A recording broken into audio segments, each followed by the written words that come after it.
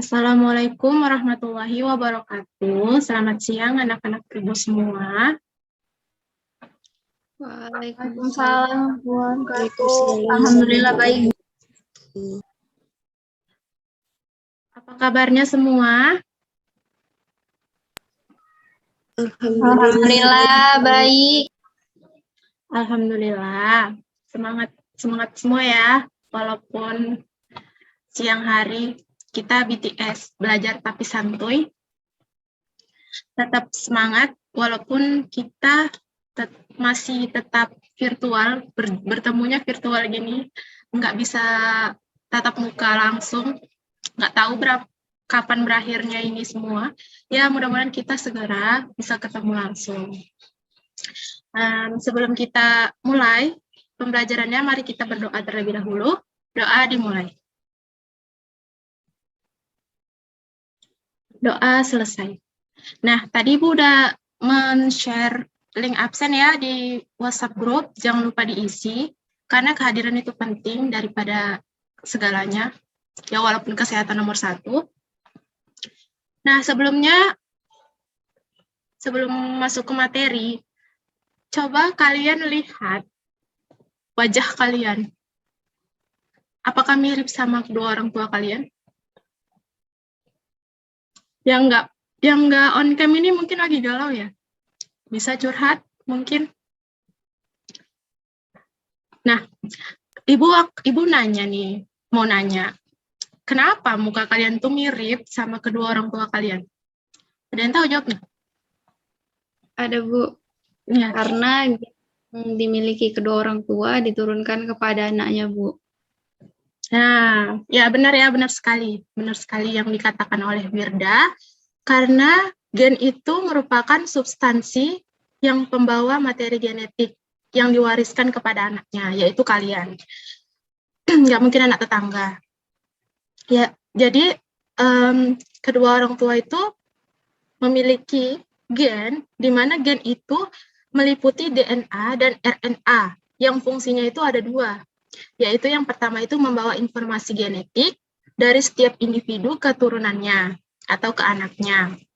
Jadi, informasi genetik yang disalurkan ke keturunannya itu masing-masing individu. Nah, contohnya itu seperti rambut. Mungkin di antara kalian rambut kalian itu ada yang mirip seperti ayah atau bunda gitu misalnya, yang diwariskan kepada kalian. Nah, ada juga fungsi yang kedua, yaitu sebagai pengatur metabolisme untuk perkembangan setiap makhluk hidup. Nah, di mana si DNA dan RNA ini, itu dia basa nitrogen. Nah, baiklah, kita akan membahas tentang materi genetik pada pertemuan hari ini. Bentar ya, Ibu akan share screen dulu.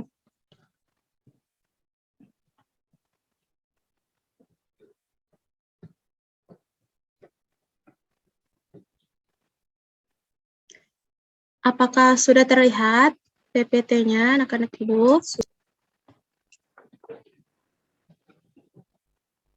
Maaf ya kalau misalnya nge-lag jaringan mungkin, karena kita nggak sama tempatnya.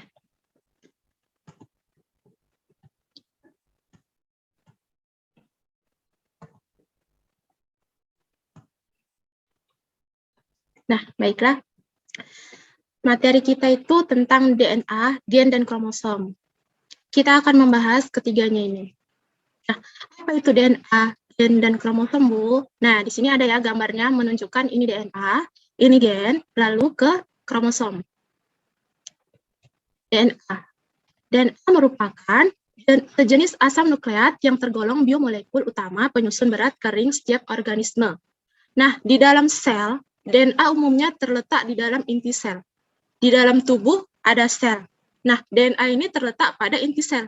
Sel aja udah kecil, apalagi inti sel gitu. Berarti DNA ini lebih kecil. Nah, DNA juga menentukan sifat organisme yang diturunkan.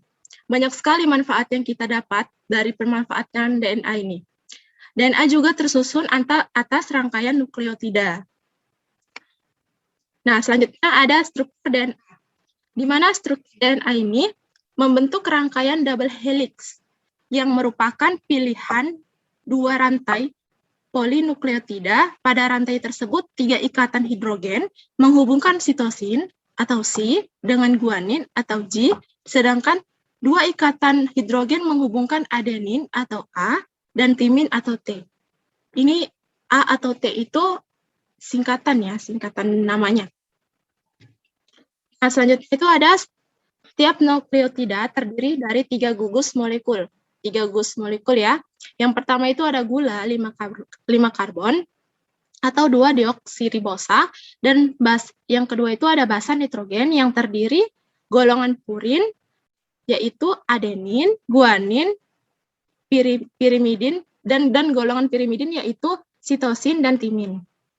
Nah, yang terakhir itu ada gugus fosfat. Ini di sini ada gambarnya ya, gambar DNA itu. Ini dia gula, ini dia basanya, ini dia ada gugus fosfatnya. Nah, yang selanjutnya itu ada fungsi dan sifat DNA. Dalam pewarisan sifat, DNA ini memiliki fungsi spesifik tertentu, di mana fungsi DNA ini yaitu membawa informasi genetik untuk diwariskan dan memiliki peran besar dalam pengaturan sel dengan cara meregulasi pola ekspresi gen dan gen yang ada. Nah, di sini di samping ini adalah gambar dari DNA tersebut. Nah, sifat DNA itu antara lain jumlahnya dalam setiap jenis sel selalu tetap. Kandungan DNA itu dalam sel bergantung pada sifat ploidi maupun jumlah kromosom. Nah, kemudian bentuk DNA pun antara lainnya itu sel eukariotik dan sel prokariotik. Itu berbeda ya. Pada sel eukariotik itu tampak seperti benang, tidak bercabang, namun pada sel prokariotik itu berbentuk sirkular. Bisa dipahami ya. Baik, selanjutnya itu ada gen. Bahasan selanjutnya itu ada gen. Di mana gen ini adalah bagian kromosom atau salah satu kesatuan kimia atau DNA dalam kromosom, yaitu dalam lokus yang mengendalikan ciri genetik suatu makhluk hidup. Nah, gen ini diwariskan oleh satu individu kepada keturunannya melalui suatu proses reproduksi. Seperti yang Ibu tanyakan tadi, mengapa kalian mirip dengan kedua orang tua kalian? Dengan demikian, informasi yang menjaga keutuhan bentuk dan fungsi kehidupan suatu organisme dapat terjaga. Nah, gen terdapat berpasangan dalam satu lokus pada kromosom homolog. Masing-masing gen dalam pasangan itu disebut alel. Nah, kedua alel dapat membawa ciri sifat yang sama atau berbeda, misalnya sifat tangkai panjang atau tangkai pendek. Nah, selanjutnya itu ada sifat gen, yang ada 4 ya. Yang pertama itu mengandung informasi genetik, yang kedua tiap gen mempunyai tugas, bahan mitosis dan meiosis dapat mengadakan duplikasi, yang terakhir itu ditentukan oleh susunan kombinasi basa nitrogen. Nah, ada juga keterkaitan gen dengan DNA. Secara substansinya, sebenarnya gen itu merupakan sepenggal dari DNA yang diliputi dan diikat oleh protein, serta berfungsi sebagai zara penentu sifat organisme.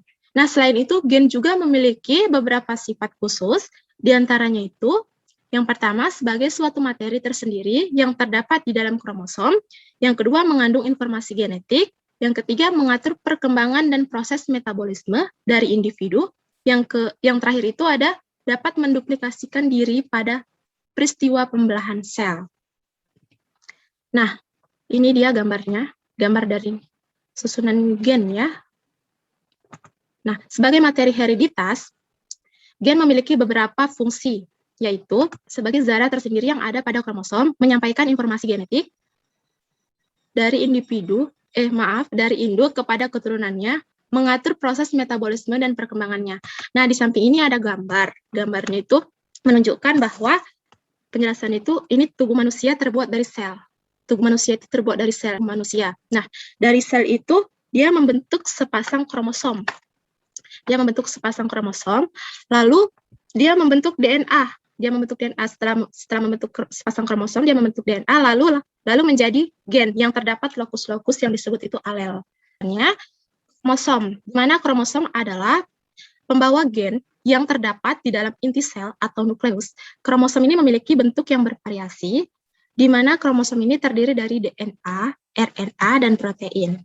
Nah, kromosom homolog atau 2N adalah kromosom yang terdapat berpasangan dan memiliki struktur yang komposisinya sama. Lalu sel yang memiliki 2N kromosom atau homolog ini disebut sel diploid. Bila tidak berpasangan, bukan berarti jomblo, namun kromosom diberi simbol N kromosom. Nah, sel dengan N kromosom adalah sel haploid. Misalnya sel kelamin jantan atau sel kelamin betina. Nah, yang selanjutnya itu ada struktur kromosom. Kromosom tersusun atas DNA dan protein yang saling berkaitan. Protein penyusun kromosom ini ada 2 macam, yaitu protein yang bersifat basa dan protein yang bersifat asam. Nah, protein yang bersifat basa disebut protein histon, sedangkan protein yang bersifat asam disebut protein non-histon. Ini ya, ini ada bentuk dari kromosom itu, gambarnya. Ada posisinya, di mana yang pertama itu ada lengan atau kromatid, ini dia ya, lengan atau kromatid, yang merupakan badan kromosom yang berisi kromonema. Ini berisi kromonema, yang merupakan benang-benang kromosom yang dikelilingi oleh matriks. Nih. Selanjutnya ada sentromer atau kinetokor. Ini merupakan pusat kromosom yang membagi kromosom menjadi 2 lengan. Ini 2 lengan ya. Sentromer ini tidak mengandung gen dan terjadi karena konstriksi atau mengecil. Nah, yang selanjutnya itu ada kromer, merupakan bagian kromonema yang mengalami penebalan. Ini dia ya. Di dalam kromomer itu terdapat lokus yang menjadi tempat kedudukan gen. Selanjutnya ada telomer, yaitu bagian ujung dari kromosom. Nih, satelit, bagian ujung ya. Nah, yang terakhir ini ada tipe-tipe kromosom. Yang pertama ada tipe metasentrik. Tipe metasentrik ini, dia sentromernya itu tepat berada di tengah-tengah kromatid. Nah, kalau yang akrosentrik ini, dia tuh tidak tepat di tengah-tengah. Nah, yang submetasentrik ini dia di dekat ujung, sentromernya itu di dekat ujung kromatik. Nah, yang telosentrik ini di ujung, sentromernya itu di ujung, tepat di ujung kromatid. Nah, seperti itu. Baiklah, sekian penjelasan dari Ibu. Apakah ada yang ingin ditanyakan? Ada, Bu. Iya, silakan. Siapa? Dinda? Tadi kan kita ngomongin tentang gen kan, Bu. Nah, kira-kira gen itu ada di bagian mana dari tubuh kita ya, Bu? Ya, pertanyaannya bagus ya, bagus sekali. Nah, jadi gen itu ada pada segmen atau lokus yang terletak di kromosom. Ya, gen itu ada yang dominan dan ada yang resesif. Gen dominan itu disandikan dengan huruf besar, sedangkan yang resesif itu disandikan dengan huruf kecil. Sudah paham? Paham, Bu. Ya, baik. Selanjutnya Ibu akan menyajikan video. Tolong dipahami dan disimak ya.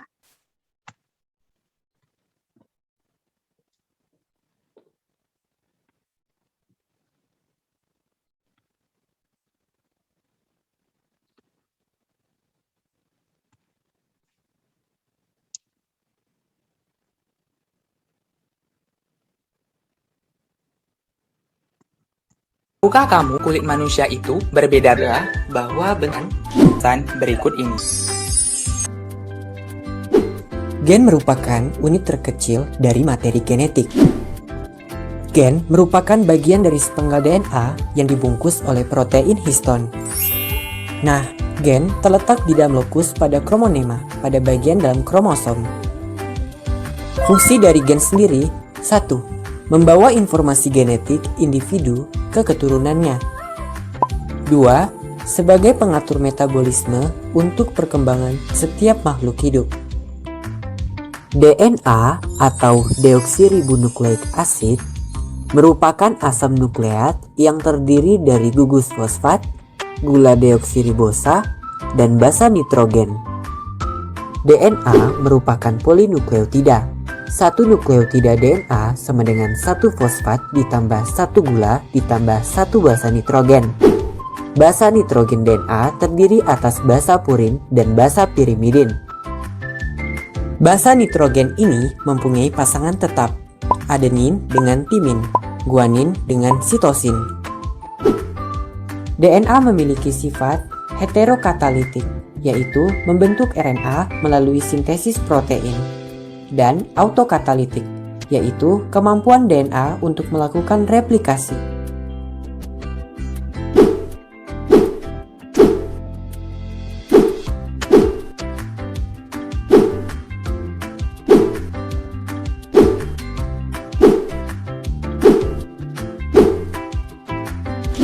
DNA memiliki untaian ganda antiparalel. Ada sense dengan arah 53 sebagai untaian pengkode.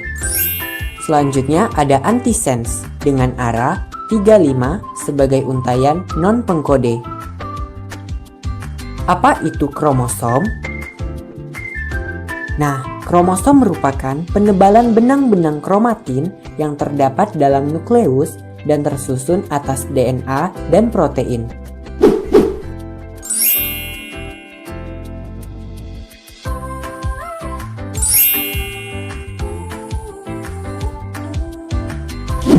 Teman-teman, kromosom memiliki peranan dalam pengendalian sel tubuh atau autosom, serta sel kelamin atau gonosom. Selain itu, kromosom juga berperan penting dalam pewarisan sifat karena mengandung DNA.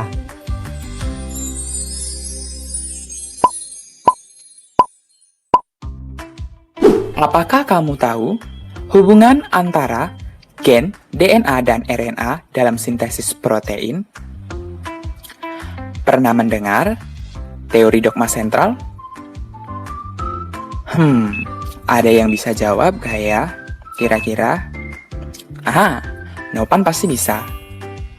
Dogma sentral berisi penjelasan mengenai hubungan ketiga hal tersebut, meliputi replikasi, transkripsi, dan translasi.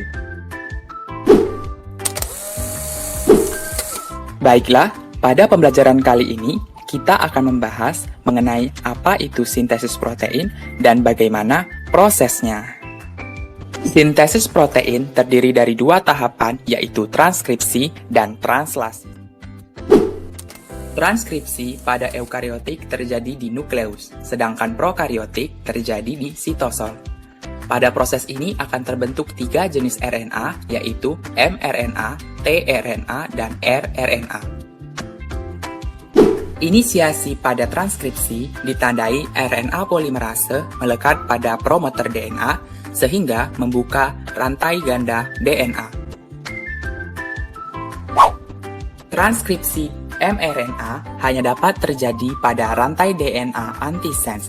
Fase pemanjangan ini disebut elongasi dengan penyesuaian pasangan basa nitrogen yang telah ada. Pembentukan mRNA akan berhenti ketika RNA polimerase bertemu terminator, sehingga RNA polimerase dan mRNA akan terlepas dari DNA. Translasi terjadi di ribosom sitosol, baik pada eukariotik maupun prokariotik.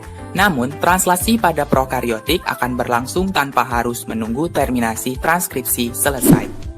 Hal ini disebabkan tidak adanya lapisan pemisah materi genetik dengan sitosol pada prokariotik.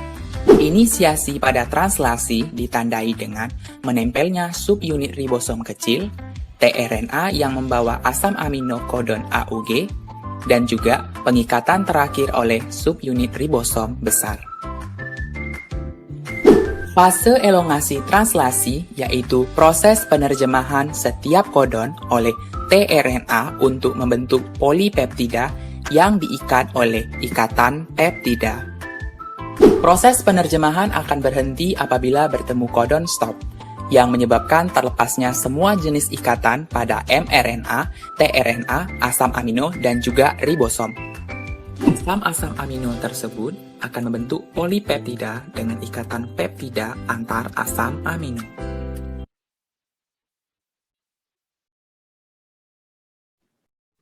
Nah, baik. Tadi sudah menyaksikan videonya bareng-bareng ya. Ibu akan mengadakan kuis. Jadi, ketahuan siapa yang fokus pada pembelajaran hari ini, siapa yang tidak fokus. Jadi, kalian boleh melihat buku atau internet. Ibu bolehkan. Jadi, Ibu akan membuat kuis ya. Baiklah, untuk yang pertama, soal yang pertama, apa yang dimaksud dengan DNA, gen, dan kromosom? Siapa yang bisa jawab? Saya, Bu. Ya, silahkan ini. Baik, Bu. Terima kasih, Bu. Jadi, DNA merupakan sejenis asam nukleat yang tergolong biomolekul utama penyusun berat kering setiap organisme. Nah, di dalam sel, DNA umumnya terletak di dalam inti sel.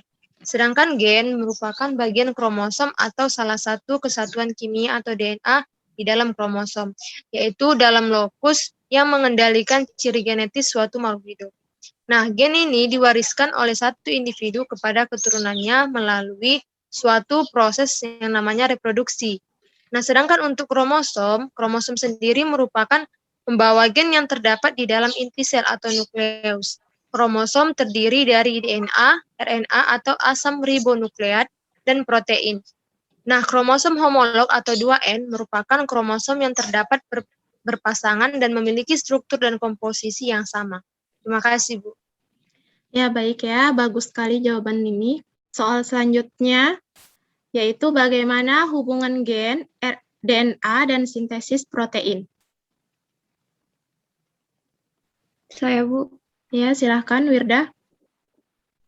Baik, Bu. Terima kasih. Mengenai protein dibentuk dalam ribosom, yaitu DNA menyampaikan informasi kepada ribosom untuk mensintesis protein yang diperlukan.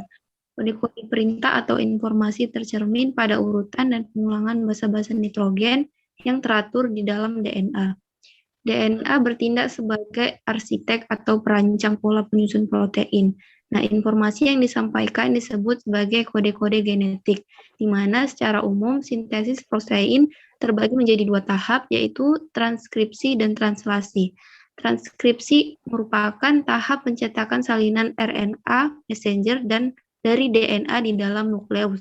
Translasi merupakan proses penerjemahan kode-kode RNA transfer ke dalam deretan asam amino yang dikehendaki di ribosom. Terima kasih, Bu. Ya, baik ya. Bagus sekali jawaban dari Wirda. Maaf, ada yang bisa menambah jawaban? Ada yang mau menjawab juga selain Wirda? Saya, Bu. Ya, silahkan Dinda. Saya menambahi jawaban dari Wirda. Nah, untuk sintesis protein itu diperlukan beberapa faktor. Yang pertama, seperti faktor bahan, yaitu asam amino yang terdiri dari 20 macam. Kemudian pelaksana seperti RNA-D, RNA-T, dan RNA-R. Yang ketiga yaitu enzim, seperti RNA polimerase. Dan yang terakhir energi, yaitu ATP. Ya, terima kasih ya. Bagus sekali jawabannya. Ada lagi yang mau menjawab? Saya, Bu. Ya, silakan Mariam.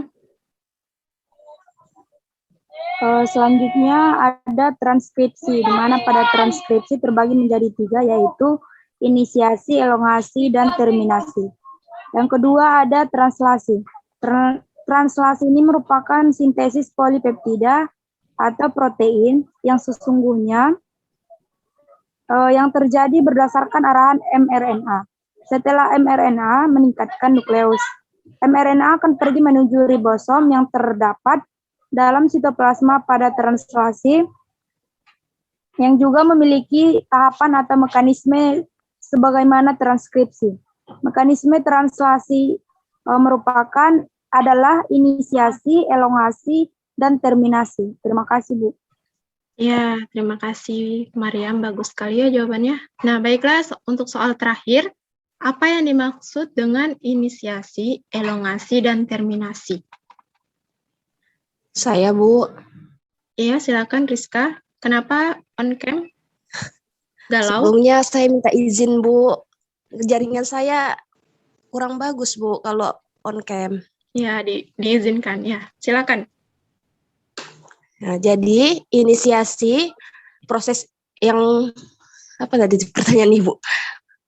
Apa yang dimaksud dengan inisiasi, elongasi, dan terminasi?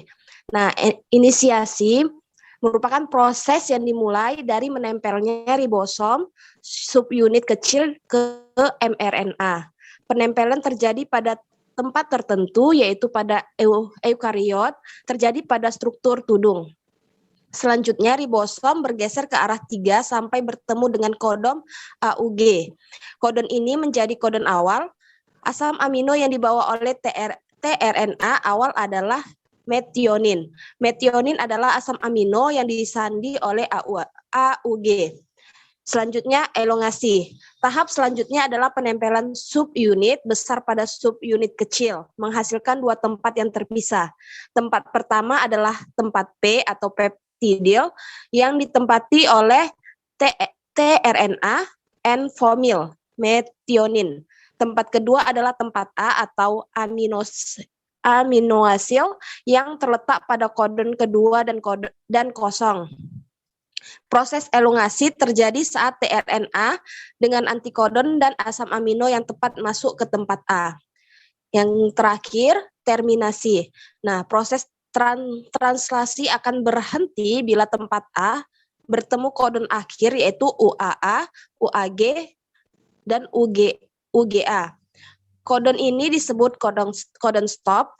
Kodon-kodon ini tidak memiliki tRNA yang membawa antikodon yang sesuai. Selanjutnya, masuklah reliase faktor ke tempat A dan melepaskan rantai polipeptida yang terbentuk dari tRNA yang terakhir. Kemudian ribosom berubah menjadi subunit kecil dan besar. Terima kasih, Bu.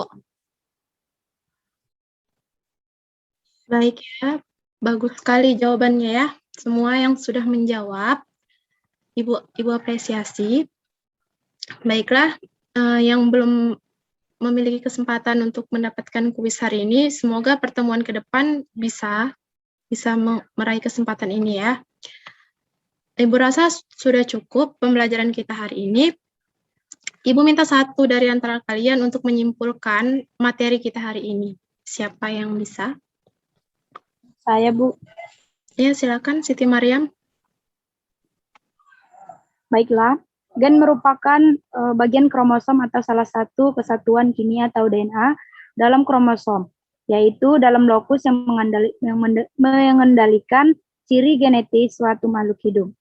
Gen itu sendiri merupakan unit dasar dari hereditas yang terletak pada kromosom, yaitu suatu struktur yang bentuknya seperti tongkat dan terletak di tengah-tengah atau nukleus setiap sel tubuh. Kromosom adalah suatu struktur makromolekul yang berisi DNA di mana informasi genetik dalam sel disimpan. Asam deoksiribonukleat, lebih dikenal dengan DNA, merupakan jenis asam nukleat yang tergolong biomolekul utama sebagai penyusun berat kering setiap organisme. Di dalam sel, DNA umumnya terletak di dalam inti sel. Terima kasih, Bu. Ya, baik. Terima kasih, Maryam. Sudah jelas ya yang disampaikan oleh teman kalian untuk pembelajaran kita tentang materi genetik yang membahas tentang DNA, gen, dan kromosom. Nah, selanjutnya Ibu memberi tugas mandiri. Tugasnya individu ya, tidak boleh bareng-bareng. Untuk membuat gambar struktur DNA dan dikumpulkan di WhatsApp grup aja ya. Baik, Bu. Ya, baiklah, pertemuan kita hari ini Ibu padatkan sampai sini aja. Marilah kita mengucapkan Alhamdulillah, Alhamdulillahirrabbilalamin. Ibu akhiri, wabillahi taufiq wal hidayah, wassalamualaikum warahmatullahi wabarakatuh.